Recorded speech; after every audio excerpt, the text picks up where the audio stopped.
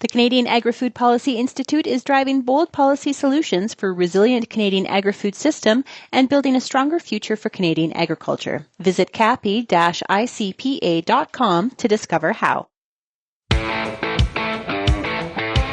It's time for RealAg Radio on Rural Radio Channel 147 on Sirius XM.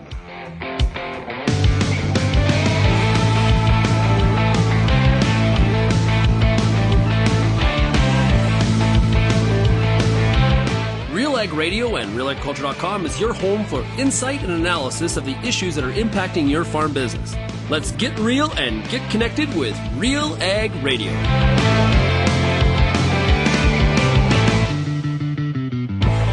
Hello and welcome to RealAg Radio here on Rural Radio, Channel 147, Sirius XM. It is Agronomic Monday, November 17th, and I am your host, Lyndsey Smith. On today's show, we've got a fantastic lineup, heavily supported by my colleagues Amber Bell and Bern Tobin. Amber is our field editor out in Alberta. Bern Tobin, of course, based here in Ontario with me, but way down south where it's probably much warmer than it is here. And I've collected a couple of the schools and sponsored series that we have here at Real Agriculture. Some just fantastic content that I wanted to bring you. And a shout out to everyone involved. We've got honeybee production with canola with Curtis Miedema. We've got Ian McDonald of OMAFA talking about tillage, moving fertility. You'll hear from Scott Keller talking about controlled traffic farming. But to round it all out, Bern Tobin was at the Canadian Centre for Food Integrity's annual meeting not that long ago, spoke with Dr. Joe Schwarcz. And for anyone who knows Dr. Schwarcz, you know that he's a no-nonsense kind of guy, heavily committed to the science of agriculture.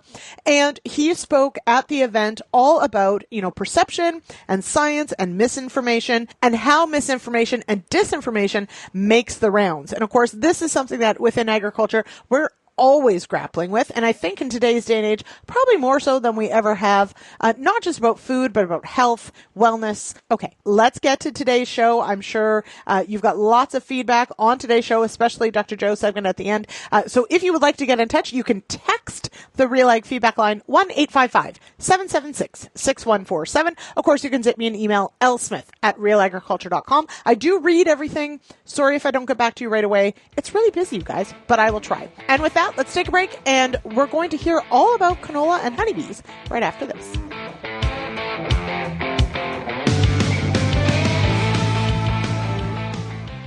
Soil health is under pressure, but real solutions start below the surface. Black Earth offers a full suite of humic solutions, from high-purity granules to powder, liquid, and soluble formulations, all powered by pure Humulite. Formulated for performance, backed by consistency, trusted by growers worldwide from one of the world's rarest reserves. Grow stronger with the power of Black Earth Humulite. Learn more from Mine to Market at blackearth.com.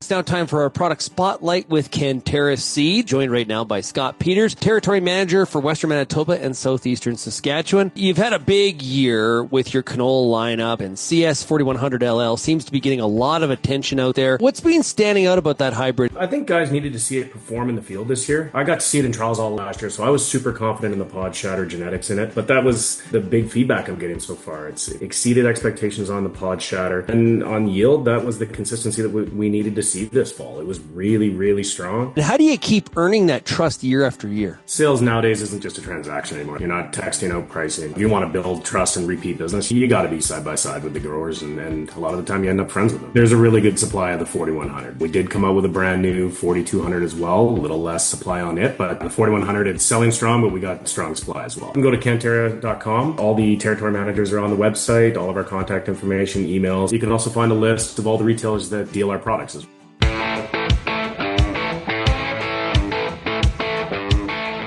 Welcome back to RealAg Radio here on Rural Radio, Channel 147, Sirius XM. I am your host for this Agronomic Monday, Lyndsey Smith, and in the midst of significant global and domestic upheaval, we have an opportunity to leverage agriculture and food as the strategic driver of economic growth and prosperity for Canadians. Join agriculture industry leaders in Calgary December 2nd to 4th to explore how Canada can meet the moment and unleash the true power of Canadian agriculture and food.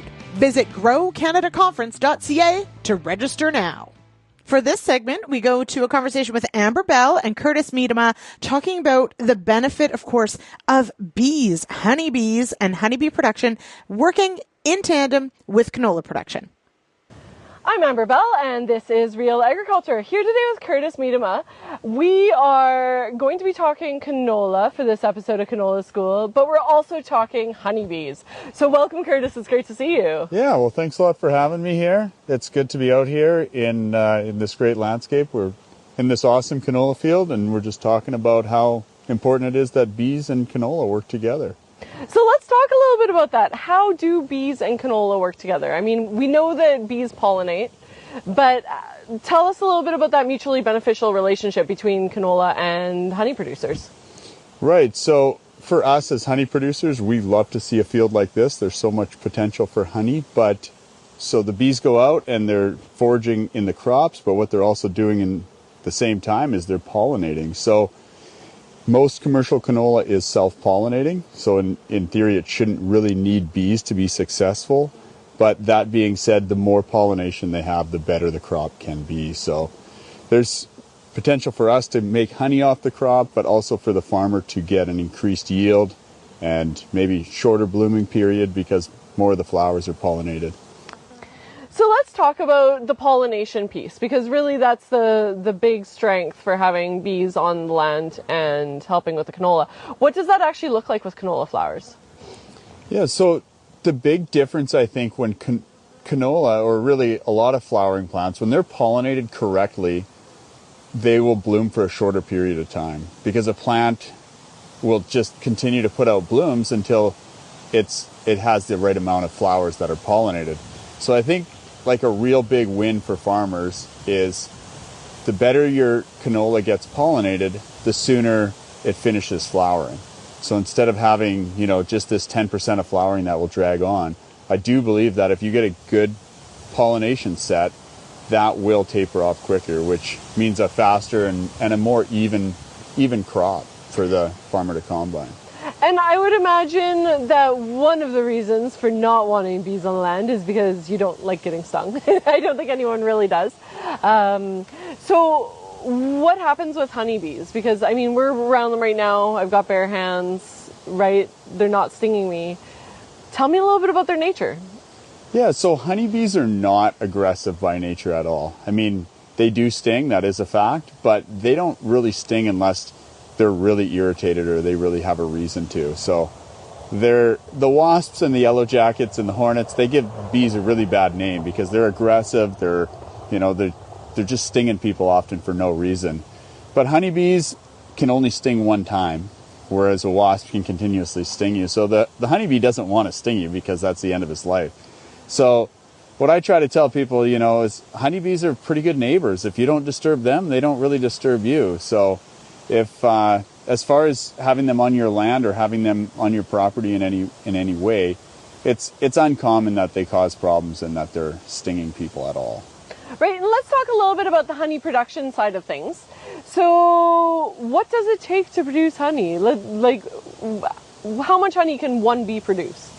Yeah, so it's amazing. Everyone has this envisionment of a bee just living on and doing all these things, but the bee works so hard. It has a really short lifespan, especially in the summertime, where it'll only live like up to 4 weeks. So it's really important that beekeepers have as many bees going in their hives as they can when it's time for honey production. But the bee will fly, like they say, like the distance of around the world and only produce like a half a teaspoon of honey in its entire life. So it takes like 250 bees their whole entire life to make you a pound of honey. That's incredible. So they're pretty industrious and they work pretty hard and they end up working themselves right to death, and that's why their lifespan is so short in the middle of summer. So with the long days here in northern Alberta, at least, they get a lot of flying time and they make the most of it. So what does that look like when you approach a canola producer? What does each party get out of that? What are the requirements? Right. So, I mean, for us, it's important that we can access our bees. It's something that we have to do throughout the year, not just when the canola is blooming, but all through the spring to manage it. So it's important for us to get access without doing too much crop damage or to, cover too much of their land. So having a spot that's good access, nice and warm, the bees can really thrive. And then, being as close to the flowering crop as possible. So once we've kind of figured out a spot, if the farmer's in agreement with it, then we set the bees there. And then at the end of the season, we always like to share some of the honey and bring some of the honey back to the farmers. So it's really a great thing, and we're thankful to be able to work with canola growers. And what has been some of the feedback from canola growers in your region in your honey production? Yeah, so there's mixed. I mean, there's certain farmers that don't necessarily believe that there's a whole bunch of benefit to the bees being there. But I would say on average, most growers do understand that there is a benefit to having the bees. So most of the growers are really happy to see us out there and are more than willing to give us a little corner of their field to set our hives on. So. And tell us a little bit about your facilities. What scale is your operation? Yeah, so we run a beekeeping operation out of Barhead, Alberta, and we run like over 15,000 colonies, and we're primarily focused on honey production. So other beekeepers might do more pollination or different services like that, but in this area we've been blessed that we can just focus on honey production and keep our bees right where they are all year. So. And then what about for growers that are doing seed production? What does that look like with bees and that cooperation look like? Yeah, so in the past, on our farm, we have worked with seed companies, and when the seed companies are growing the seed, they need to have honeybees and leafcutter bees working with them in order to cross the different genetics, because they have like a Roundup Ready and a self-pollinating plant, and in order for them to cross those genetics, they need to have the honeybees there. So that's a really big part of the beekeeping industry in Alberta, is that we're able to work with the seed companies and bring the bees in and pollinate all these crops that are producing the actual seed for the commercial canola. Great. And what word of encouragement or advice would you give to a canola grower who is possibly looking to have some bees put on their land? Yeah, I mean, I would encourage them to say, give it a try, work with your local beekeeper. It's a great thing for both parties. Like we can benefit and they can benefit. And even though they aren't always tangible benefits that you can weigh and see and say, I've received this, there is potential for a better yield. And it is the cheapest thing you can do. There's no cost to the farmer to have bees on their land. And you get to help your local beekeeper. And enjoy some honey along the way. That's right. Yeah, so there's always a little sweet share at the end. And yeah. Well, that's terrific. Thank you so much. And that was Curtis Miedema on Real Agriculture. All right. Thank you, Amber and Curtis, for that look at honeybee production in Alberta. Absolutely fascinating. I think it's so cool how insects and plants work together and provide us with deliciousness. Always important. We're going to take a quick break here on RealAg Radio. When we come back, I've got a fascinating conversation with Bern Tobin and Ian McDonald with the question of just how much does tillage move fertility around? Good question. That's coming up right after this.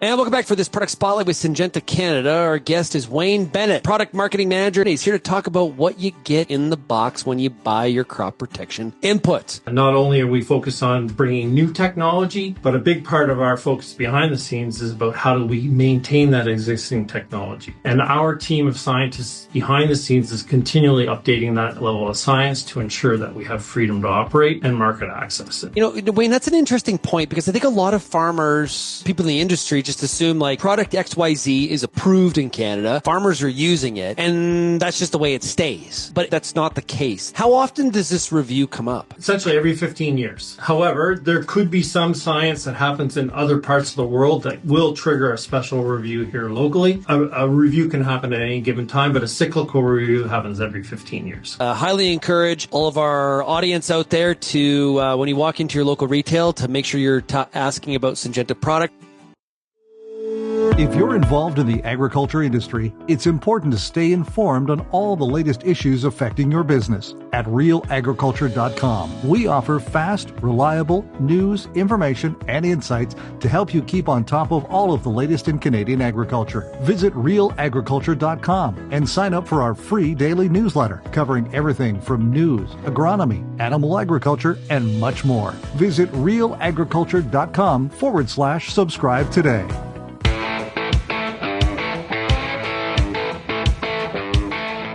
Welcome back to RealAg Radio here on Rural Radio, Channel 147, Sirius XM. I am your host, Lyndsey Smith. It is Monday, November 17th. It is Agronomic Monday, and this segment is brought to you by The Dirt. From nutrient management to the latest weather, market, and ag trends, The Dirt, an economics podcast, is your place for farm smart topics to boost your profitability. Join Mike Howell on Season 4 of The Dirt podcast, available now at nutrient-economics.com. That's economics with a K. We go now to Bern Tobin's conversation with Ian McDonald of the Ontario Ministry of Agriculture, Food and Agribusiness to talk about the impact of tillage on moving fertilizer within the soil profile. Today, we're going to look at how different tillage implements move soil and incorporate the fertilizer farmers broadcast on their fields. For this, we travel to the University of Guelph's Ridgetown campus to catch up with crop innovation specialist Ian McDonald. From strip-till units to cultivators and high-speed discs, Ian examines how tillage choices impact soil movement, fertilizer incorporation, and the availability of those valuable nutrients. This is a spring tillage demonstration happening in July, and what we're trying to do is simulate the movement of soil as a function of different implements and how broadcast fertilizers might be incorporated by different types of implements in terms of their configuration, the amount of total width that they actually till the ground, the speed, and these types of things. All factors associated with the 5R of tillage that Jim Boak and I are trying to promote as a different way of looking at our decision-making process around tillage. So in the first case here, what we did was we came out and we laid down a line of just commercial corn, and then we moved all the implements from north to south so that the movement of the corn, which is a substitute for both fertilizer, broadcast fertilizer, and soil, would all be happening in the same direction. And so this first treatment we're looking at is just a no-till corn planter put in the ground, and you can see at this point here that it really doesn't move the corn very much. It does incorporate the corn where the corn row units go through, which you would expect. One important part of this is that we have this analogy or this sort of paradigm of what a ground should look like before we plant it. And what I want people to think about is this ground where the disc openers actually go, and we look at that without thinking about the space between the corn rows. There's a lot of tillage and a lot of seed bed prep in there that's going to accommodate my 34,000 seeds that I'm going to put in that acre of ground. And we seem to worry an awful lot about this space in between. And we've got that little seed that's going in there, and it needs to have an environment that lets it germinate, absorb nutrients and moisture, have ability to push its root systems out and its stems out in an unrestricted manner, and then it can start to populate the other area. But early on, we're most concerned about this area, and we want to do it so that those conditions are perfect.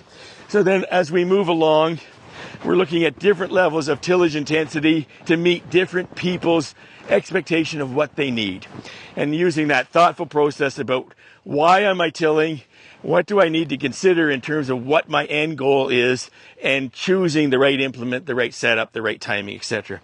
Here we've got a strip tiller, and it's a coulter machine that was used. You see that the band is wider than the corn planter itself, but it's still moving stuff, but not very far. And it's not a good incorporation tool, but it's a great prep tool ahead of a corn planter where you feel that you need that to warm up and dry out the soil. And some people are using it in the fall, some people are using it in the spring. This is a spring analogy. The next treatment we look at is a very common Secondary tool to primary tillage is the S-tine cultivator. And again, the line of corn was here, and you can see how much corn has been moved, both in terms of overall length and the distribution. It's pretty darn even as it's moved that. And so that's indicative of really good incorporation of our fertilizers and of our pesticides and stuff like that. But you'll also notice it moves soil, which is being represented by the corn as well. So there's quite a bit of tillage. We talk about tillage erosion. Anybody that's got knolls is aware of the impact of that. And we're just trying to show how choice of implement associated with speed and depth can impact the amount of soil movement and stuff. We move on to C-shank cultivator. Some people don't know it very well. It is a very common implement in agriculture areas. This one didn't have harrows on the back of it, which doesn't show as much as it should in a normal condition, but it still shows you that it's a more aggressive tillage tool, and it moves the fertilizer more, and it moves the corn further, again, analogous to soil movement. Maybe not doing quite as good an incorporation because, again, of the setup of that tool relative to the S-tine cultivator. Then we move to the RTS machine, look at the distribution of the corn. It didn't move the soil near as much. It doesn't incorporate fertilizer like some of the other implements. This application of the RTS in this situation is more than I'm used to aggressive-wise, because it's got one set of 1-inch wavy blades on the front and 2-inch wavies on the back, and it's got injection teeth for anhydrous or liquid fertilizer, giving it more tillage than what we would normally expect from a single pass of RTS machine. The next two are our high-speed disc, and in this case we ran it at 5 mile an hour and 8 mile an hour, and we were limited to 8 based on the tractor that we had, and most people operate them at 11 to 14 mile an hour. And so if this is the point of movement of the corn at the 5 mile an hour level, and this is the point on the 8 mile an hour, think about how much soil movement is happening if you're at that 12 to 14 mile an hour scenario in terms of soil. So great incorporation. Great weed control is full coverage. It tends to be shallow, but also look at the texture of the soil between the 5 and the 8. There's more granulation. It's more rough surface than here at the 8. That harrow on the back of these high-speed discs really pounds that soil, and that's where I have concerns with these types of tools used in the fall without prep for cover crops or winter cereals or winter canola, where you're going to have a crop system quickly growing to stabilize that soil that you've unconsolidated and now have made it very susceptible to erosion. Used in the spring when you're going to be growing a fast growing crop, really not a problem, but we just have to be thoughtful of when we use it, how we use it. And some of them have adjustment ability, others don't. And I would really encourage people to look to those tools that you can adjust in terms of curvature this way and curvature this way to get the type of surface that you want in terms of its susceptibility or tolerance to crusting and erosion, etc. So last night I was out here setting up for the demonstration day, and I had my drone out, and I went at 10, 25, 50, 100, and 200 feet. And it was just, so light bulb moment in terms of looking at this. Even at 200 feet, I could see the movement of the corn distinctly across each treatment. At each of those heights above, I could see the difference in the surface that was left by the running of each of these implements. And it was really knowledge making in terms of seeing it at the whole scale instead of just looking at it at this one angle that we do when we're walking across plots. So I think looking at those pictures really help us comprehend, the difference in the impact of tillage decisions. Thank you to Ian McDonald, of course, and Bern Tobin for that episode of The Soil School. For any of these episodes, you can actually watch the video over on our YouTube channel. You can also find them at RealAgriculture.com. It's an excellent way to find past episodes, actually see what people are talking about, which is always a joy. So we appreciate you listening here on Rural Radio Channel 147, but remember there's so much more over on other platforms as well. So do check us out, give us a follow, give us a like, all those sorts of important things, and never miss anything from Real Agriculture. All right, we're going to take a quick break, and when we come back, we're sticking with the soil impact theme. This time, we're going to take it a little bit of a different direction, and we're going to talk about controlled traffic farming with Scott Keller of New Norway, Alberta. But let's take a break, and we'll be back with more RealAg Radio right after this.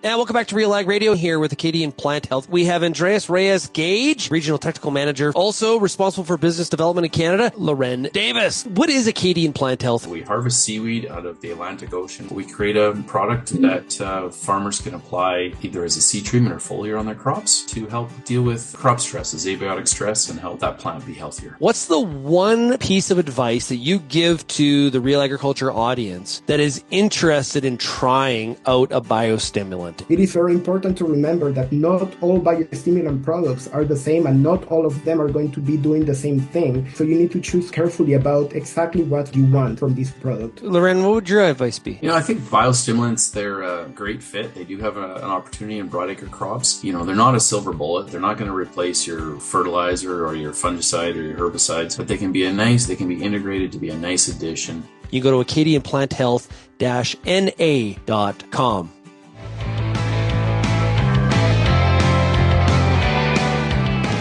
To RealAg Radio here on Rural Radio Channel 147, Sirius XM. It is Monday, November 17th. That means, of course, it's Agronomic Monday, and I am your host, Lyndsey Smith. This segment is brought to you by MMP. With deep roots in agriculture, MMP helps farm businesses make confident financial decisions. From planning to growth, their advisors are here to support your success. Learn more at mmp.ca. It's time now to hear from our latest Profitable Practices episode. So this is a video series sponsored by RBC and FCC, and my farm's even been on it. Just a little shout out there. But this series looks at things that farmers are doing that make sense for the environment, make sense for their community and their own farm, but also, of course, contribute to profitability. And that is just a key component of sustainability, is we have to have farms that make money for us to continue to have farms.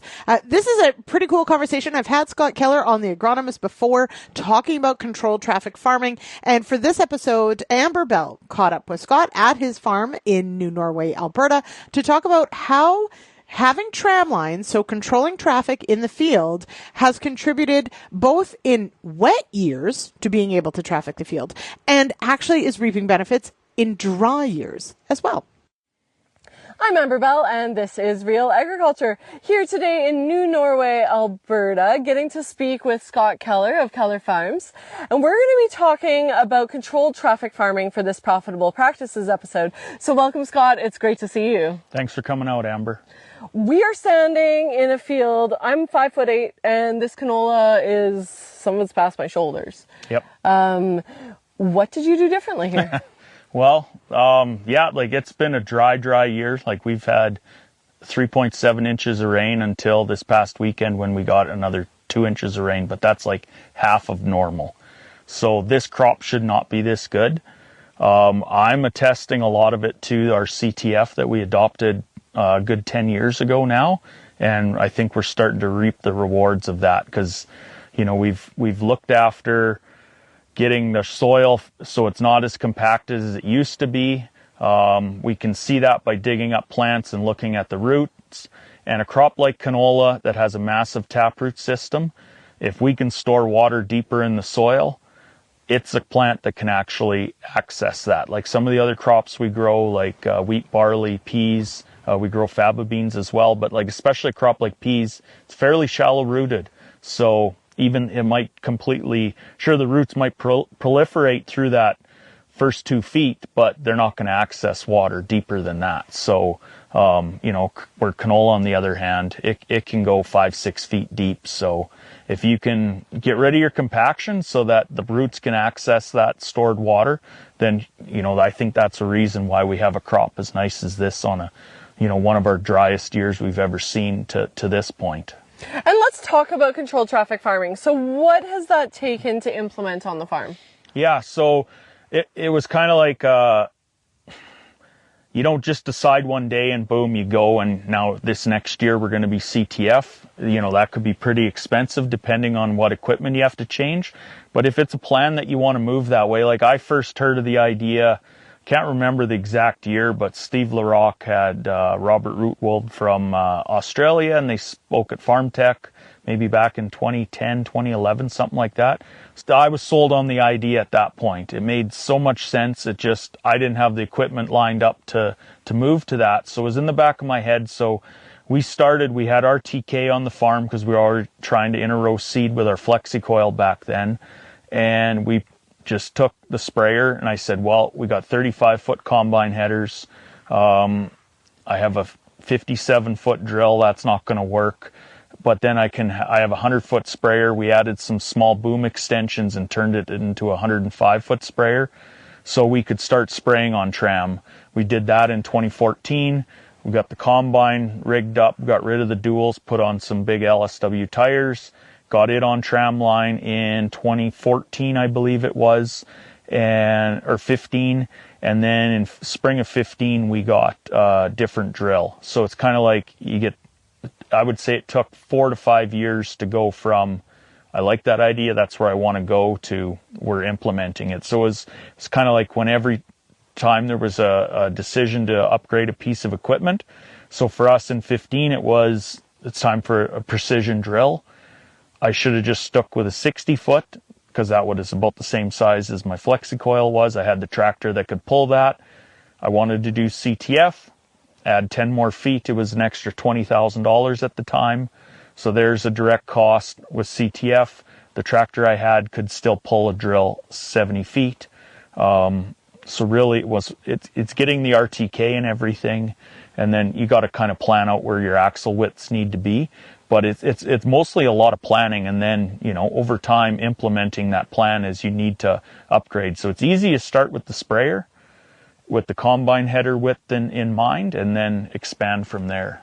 Right, so not quite as simple as just adding, some software onto your tractor. That's right. It's a system change is what it is, yeah. Mm-hmm.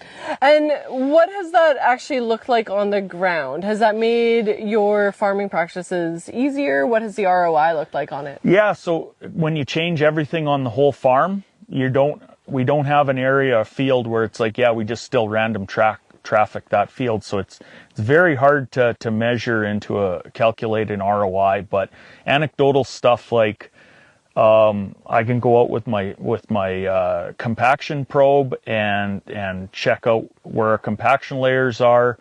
I didn't have one before CTF, so I can't say, it's changed this amount, but anecdotal stuff like just watching water puddles in the spring that should be larger or there should be more of them. And they're not there. Right. What did this field or some of your other fields, what did they look like prior to starting CTF? Yeah, like we could, this is some of our better land here. But it's only about 5.5% organic matter. It's pretty flat. This would grow a good canola crop every year, but on 3.7 inches of rain, not a chance. Like it'll be interesting to see how this yields. There isn't a whole lot of blanks on these pods. Some of them are still pretty small because it's obviously still making flowers. But to have this much vegetative growth on a year with that amount of rain and like a super dry June, I can't believe it. Like we've been cool as well. We've only had one day above 30 in July, so that's a key thing for canola. But I'm blown away by what this crop has been able to do. So you've seen an impact during drought conditions. Are there any other environmental conditions that you're like, CTF would be the time to have So we started, like I said, spraying trams in 14-ish. And, the sprayer goes over every acre 4 times a year. 2016, we had over 20 inches of rain. Like, it was double normal. Everybody was wet in this province, I think, in 16. And when we were trying to do our fungicide, I had this small field where I didn't get my tram lines laid out in the right spot, so I had to move my sprayer trams that spring.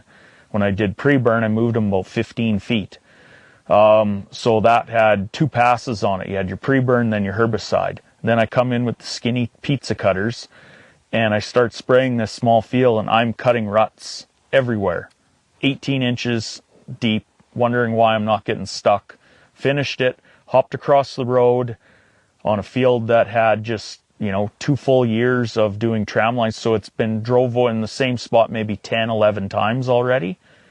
You'd be a little dicey turning on the headlands in the mud, because that's not really a tram line there, but you'd hit the auto steer button, the sprayer would kind of teeter around, you could feel it in the seat. It would pop up like it's on a balance beam, and it would pop up on those tram lines, and off you go. And as long as it stayed on them, it would go. It wouldn't even pick up mud on the tires.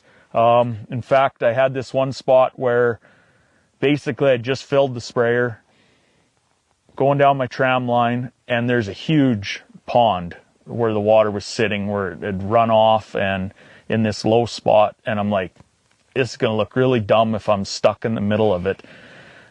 So I'm not going to stay on my tram lines. I'm going to go around it. So I started turning 400 feet before. As soon as I turned off the tram lines, the sprayer just started sinking. Oh no. I didn't even get to the water. I turned and looped. I could feel in when I drove back across the tram lines, it jumped up, and then I made my angle and grabbed another tram and got back on it.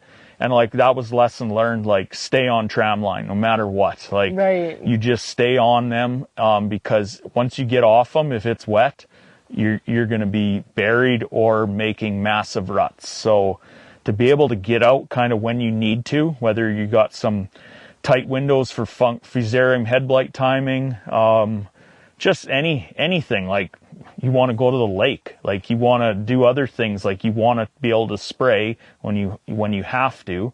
Well, if Mother Nature's made it wet and you're more likely to be spraying fungicides, and it doesn't cooperate that when the crop is ready that you can get in the field because it's too muddy, like CTF has added that benefit of timeliness in as well. And that portion of ROI would be hard to calculate for as well. Yeah, almost impossible. Like, we kind of know a few rules, like we know, when you spray late, and that's what you're going to do. If it's too muddy, you're going to be waiting to get out there, or you get a plane in, I guess. You could always say that you could just hire the plane to spray it for you. But yeah, it's timeliness and calculate that ROI. Like, at the end of the day, we're not really changing anything other than it's not like I bought a new piece of machinery and we're seeding completely different. Like, we're just adapting everything that we already have, matching up widths, and buying different tires. We're getting rid of the duals and we're going to LSW single tires. That's really the gist of it.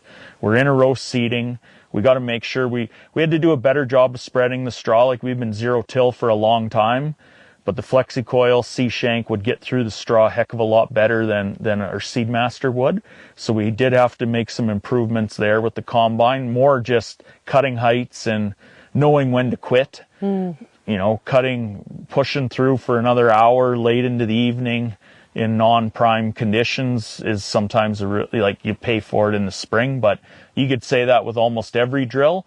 But a lot of the times if you're not doing CTF, the answer is, well, if the combine went north-south, if I seed east-west, or if I seed on an angle, I'm going to be able to get through it with my drill. Mm-hmm. I don't have that choice anymore, right? So that's where we've had to learn lessons and ways to work around it. Yeah.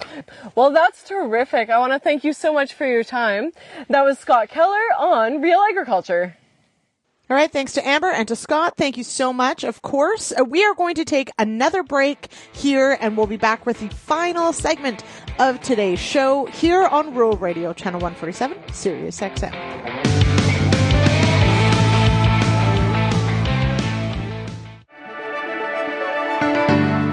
Built on over 100 years of seed innovation and unwavering commitment to farmers, Pioneer 100 Series canola hybrids deliver a step change in yield performance and agronomic traits. This isn't just better canola. It's different canola.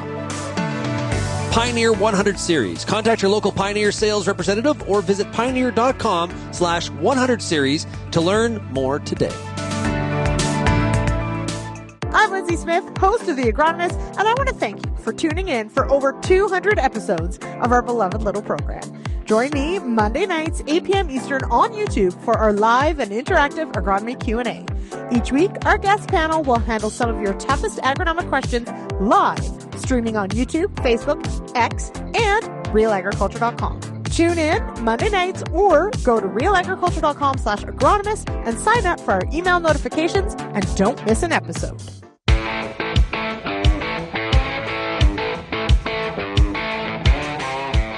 Welcome back to RealAg Radio here on Rural Radio, Channel 147, Sirius XM. We hop now to Bern Tobin's conversation with Dr. Joe Schwarcz and all about misinformation and disinformation in agriculture. Hi, I'm Bernard Tobin. Today, we are going to dig into the science of misinformation and how that makes many consumers fare their food. This week at the Canadian Centre for Food Integrity's Public Trust Summit, Dr. Joe Schwarcz shined a light on the myth makers. We know what they're saying about our food and what can be done to bust some of those myths. Schwarcz is the director of McGill University's Office of Science and Society. He's a prolific author. We're going to talk about his new book. He's a career myth buster, and he joins me now. Hi. It's very interesting. You did the intro by saying the science of misinformation, and that actually is very good because the misinformants actually try to make a science of of how they get the message out. Unlike most scientists who are engaged in research and don't think too much about how to get, their information out to the public, the alarmists and the activists do. And they hold focus groups, on how to get their pseudoscientific message out. So there really is, on their side at least, there is a science to the misinformation. They really do work at trying to figure out how to make it most impactful. At the meeting this week, you said, that food misinformation is rampant. You're seeing a tsunami of anti-science movements. Joe, how tough is it out there? It is very tough, and sometimes, it feels like we're marching in mud when we try to counter all of this. Today, some of the misinformants have risen to really high levels, and obviously I'm talking about Robert Kennedy Jr., the Secretary of Health in the U.S., which is just astounding. How someone who really is scientifically illiterate now is at the head of the U.S. health pyramid. And, of course, he does turn his guns on food. Some of the stuff he says, admittedly, has some semblance of science. I often use the expression that even a blind squirrel sometimes finds an acorn. He certainly makes some points against people's overindulgence in ultra-processed foods today. And yes, people are eating too much saturated fat, too much salt, too much sugar. This we know. I can't forgive all his other indiscretions, just because he gets something right. For example, the seed oils. I mean, this is so absurd to suggest that seed oils, canola oil, etc., are somehow detrimental to health, whereas we have decades of research on this, and we know that polyunsaturated fats are healthier than the saturated fats that he is telling us to eat. He is promoting beef tallow. We should be frying French fries in beef tallow. I mean, this is something that we've dismissed decades ago, based on sound science. And here it is coming back again. Joe, we have, so much pseudoscience out there, building on that. You got the Food Babe, you've got Anthony Williams. I believe you call him the medical medium, right? That's what he calls himself. This is a totally uneducated man. Who has, again, risen to great heights. He's a New York Times best-selling author. Basically, he says that he doesn't really give the advice himself. He communicates with the spirit of a dead doctor. And that's how he gets his information. And he goes on the radio and he tells people what to do about their health. He's not accused of practicing medicine without a license because he's very clever. He says he's not doing anything. He's just a conduit from the spirit world. And the spirit constantly tells everyone to drink celery juice. That's the universal cure-all. Now, there's nothing wrong with celery juice, except that, your palate might rebel when you drink it. It's not one of the tastiest things. But there certainly is nothing magical about it. It's actually very low in nutrients. But this is the kind of thing that we face. And this guy is a New York Times bestseller. How does that happen? Because people are seduced by simple solutions to complex problems. Nobody wants to be told that they need surgery or chemotherapy, any other kind of treatment. It's much more inviting to think that you can battle whatever problem you have by consuming some natural product such as celery juice. And of course, therein lies another myth that somehow nature knows what to do, and that everything natural is benign and anything synthetic is dangerous, which is, of course, total nonsense. We don't make decisions on the risk-benefit ratio of any substance based on whether it was produced by Mother Nature in the field or by a chemist in a lab. What we do is take a look at the science behind it, and there's nothing to do with whether it's synthetic or natural. Just building on that, Joe, how do we bust these myth makers? And I think going back to that, you're saying we have to do some critical thinking. We do, and of course, I struggle with this all the time on how to try to convince people, about various issues, about why they should be vaccinating their kids, etc. My usual weapon is the peer-reviewed literature, and I try to guide people to understand how we in the scientific world communicate with each other and how we come to a conclusion. Why should they believe me when I say don't be bothered about the nonsense about seed oils, or don't listen to people who tell you that Tylenol is dangerous during pregnancy?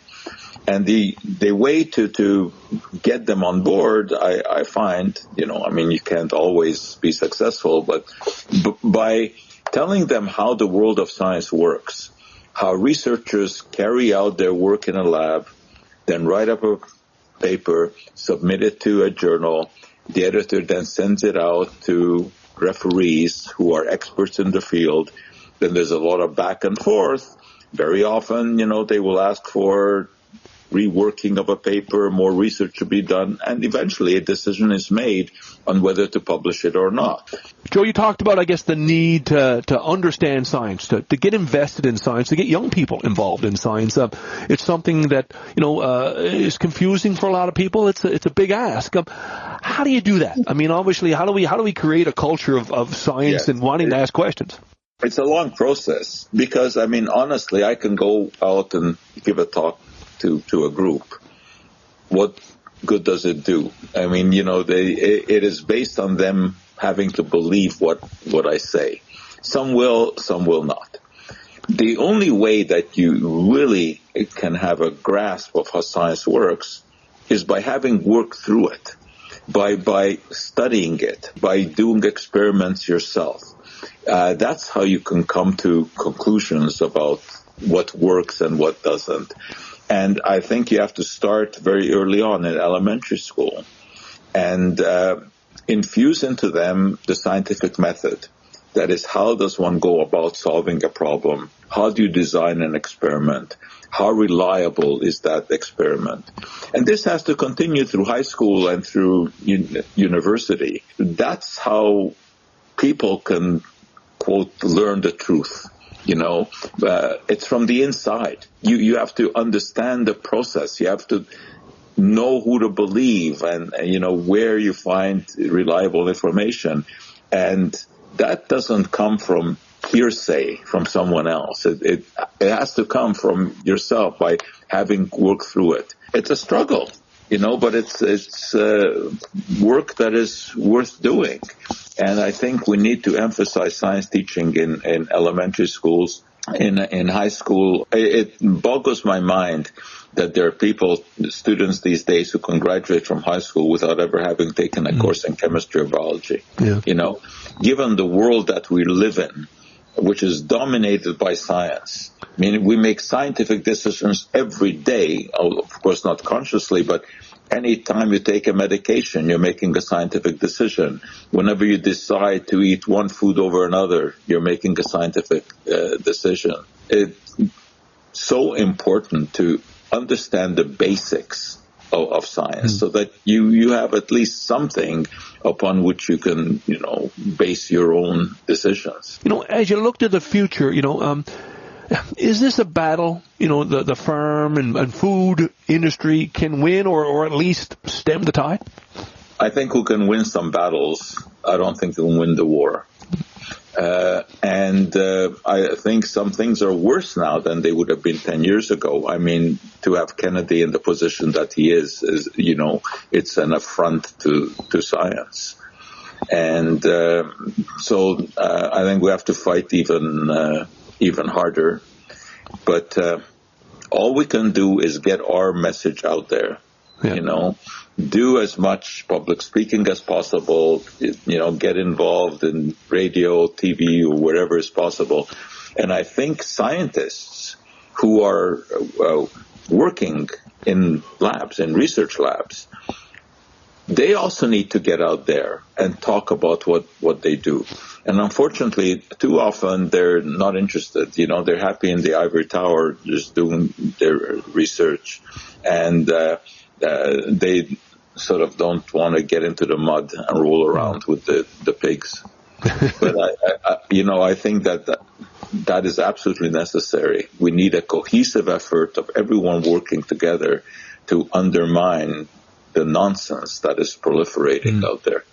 Speaking of getting the message out and sharing information, you are, of course, a prolific author, and I want to ask you about your new book, Better Not Burn Your Toast. What are you telling people? It is a series of articles, as most of my books are, that looks at the world from a scientific perspective. And I talk about food and cosmetics and medications and history. And in this particular case, the title refers to a potential carcinogen that can form if indeed you burn your toast. It's called acrylamide.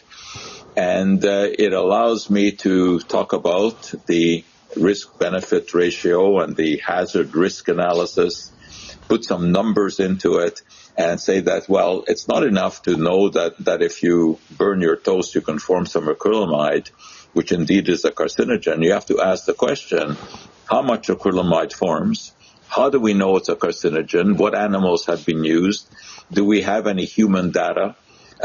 So these are the interesting questions, that are brought up by something as simple as thinking about whether or not you should be eating burnt toast. Now, you always talk about dose makes the poison, right? And you've talked a lot about what's in food and what's, what we're consuming, but it all really comes down to that. It is. I mean, the dose makes the poison, of course, is the cornerstone of toxicology. And in the case of acrylamide, I'll let the public know, even without buying the book, that, you don't have to worry about eating the occasional burned toast. But you don't want to eat charcoal broiled steak every day. The dose is very important. And there's also a corollary that we have to add to the dose makes the poison argument, which is a valid argument, is that indeed that dose sometimes can be very small, vanishingly small. When we look at things like botulin produced by the Botulinum clostridium bacterium or ricin, which is found in castor beans, these are so toxic that fractions of a milligram can do you in. So even though the dose is important, that dose sometimes can be very small. We have to leave it there. I did have to cut a bit of this interview. If you'd like to head over to RealAgriculture.com, hear the whole thing, it is there for you. Thank you so much for joining me here on RealAg Radio, on Rural Radio, Channel 147, Sirius XM. I'm actually back to host on Thursday, so we'll talk to you then. Cheers, everybody.